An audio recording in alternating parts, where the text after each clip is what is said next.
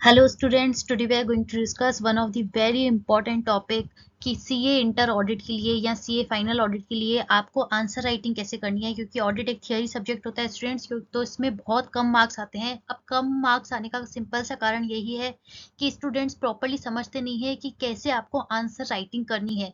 तो आईसीएआई के मटेरियल के अकॉर्डिंग आपको प्रॉपरली जो स्टेप्स फॉलो करने चाहिए आंसर राइटिंग के दौरान, वो हम इसमें डिस्कस करने वाले हैं। तो देखिए, अरे लास्ट तक देखिएगा इस वीडियो को, बहुत ही इंपॉर्टेंट है for September 25 CA inter exams. तो देखिए, सबसे पहले आपको ध्यान रखना है कि right answer after considering the marks allocated to the question.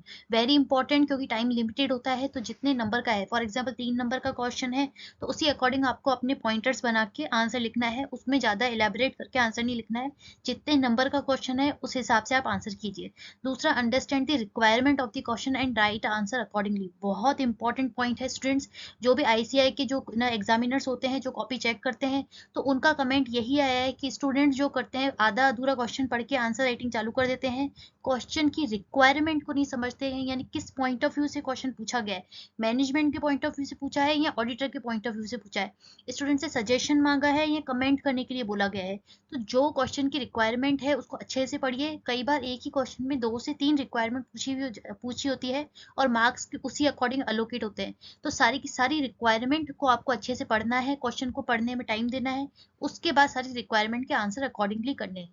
सबसे मेन पॉइंट देखिए, use technical terms in the answer and no generic answers. तो स्टूडेंट जो यहाँ पे सक्सेस एट बीओएस के एग्जाम्स में होते हैं, एग्जाम से पहले जो सीए की ना आईसीआई की फैकल्टीज हैं, बीओएस की फैकल्टीज हैं, वो बताती हैं।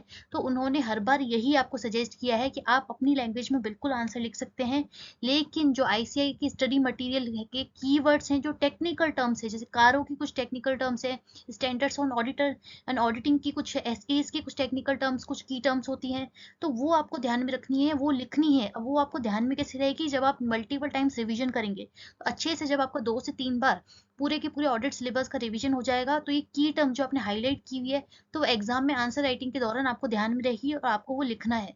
अब फॉर एग्जाम्पल स्टडी मटेरियल में 5 पॉइंट दिए हुए हैं, तो आपको वही 5 पॉइंट लिखने हैं। उन 5 पॉइंट्स को आप अपनी लैंग्वेज में लिख सकते हैं, लेकिन ऐसा नहीं करना है कि इन 5 पॉइंट्स को जो स्टडी मटेरियल में दिए हुए हैं उसके अलावा आप कोई 3-4 पॉइंट बना के लिख दें, तो उसके आपको 0 नंबर मिलेगी। तो स्टडी मटेरियल में जो भी पॉइंट्स लिखे हुए हैं वही आपको लिखने हैं। उन पॉइंट्स को आप अपनी सिंपल लैंग्वेज में, सिंपल इंग्लिश में लिख सकते हैं, but with using the keywords and technical terms. तो ये आपको ध्यान में रखना है।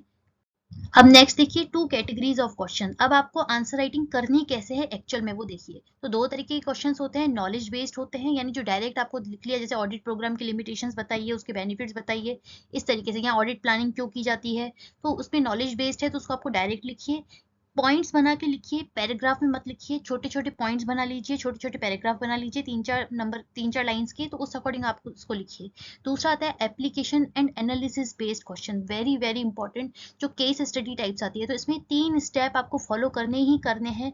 अब इन 3 स्टेप में अगर आप एक और जोड़ दो तो टोटल 4 स्टेप हो जाते हैं। तो ध्यान से समझिएगा कैसे 4 स्टेप है।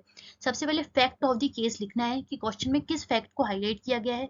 प्रोविजन क्या है, प्रोविजन का मतलब है ना, कंपनीज एक्ट का कोई प्रोविजन पूछा गया है, कारों का कोई प्रोविजन के ऊपर बात हो रही है, कोई स्टैंडर्ड्स ऑन ऑडिटिंग की बात हो रही है, तो क्या प्रोविजन है, तो वो आपको कोट करना है अच्छे से। अब एक चीज ध्यान रखिए, अगर आपको प्रॉपर कारों का क्लॉज या एसए का नंबर और नाम अच्छे से पता है तो ही आप कोट कीजिए, अदरवाइज गलत नंबर आप कोट मत कीजिएगा। तो ये चीज आपको ध्यान रखनी है। अब नेक्स्ट यहाँ पे मार्किंग होती है इंटरलिंकिंग की, यानी फैक्ट ऑफ द केस और आपको प्रोविजन जो उसमें पूछा गया है उसको इंटरलिंक कीजिए, कि जो क्वेश्चन में पूछा गया है और जो प्रोविजन बात करता है, तो इसमें इंटरलिंकिंग क्या है, इसमें क्या रिलेशन है। तो इसके अलग से मार्क्स होते हैं स्टूडेंट्स इंटरलिंकिंग के, क्योंकि मेन यहाँ पे अलग से नंबर हैं जो स्टूडेंट्स जनरली स्किप कर देते हैं। और लास्ट में आके अपने आंसर को कंक्लूड कीजिए। अब यहाँ पे कंक्लूजन में भी अगेन वही जो हमने पिछली स्लाइड में यहाँ पे डिस्कस किया कि रिक्वायरमेंट क्या है, मतलब जो क्वेश्चन पूछ रहा है कि मैनेजमेंट के पॉइंट ऑफ व्यू से आपको आंसर करने के लिए दे रहे हैं या ऑडिटर के पॉइंट ऑफ व्यू से आंसर करना है, उसी के हिसाब से कंक्लूजन दीजिए। फॉर एग्जाम्पल यहाँ पे क्वेश्चन में पूछा गया है कि मैनेजमेंट की क्या रिस्पॉन्सिबिलिटी है, तो कंक्लूजन में आपको यही लिखना है कि मैनेजमेंट की ये रिस्पॉन्सिबिलिटी है और इस हिसाब से, इस प्रोविजन के हिसाब से मैनेजमेंट को ये करना चाहिए। अब स्टूडेंट्स क्या करते हैं, क्वेश्चन पढ़ते नहीं है, रिक्वायरमेंट पढ़ते नहीं है और कंक्लूड कर देते हैं कि यहाँ पे ऑडिटर को ये करना चाहिए, ऑडिटर को क्वालिफाइड ओपिनियन दे देना चाहिए, ऑडिटर को अनमॉडिफाइड ओपिनियन देना चाहिए। तो ऐसा नहीं करना है।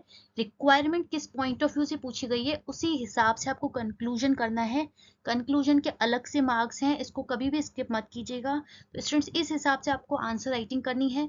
ताकि ऑडिट थियरी सब्जेक्ट होने के बावजूद आप इसमें 60+ आराम से स्कोर कर सकते हैं। तो आई होप आपके लिए ये वीडियो बेनिफिशियल रहा होगा।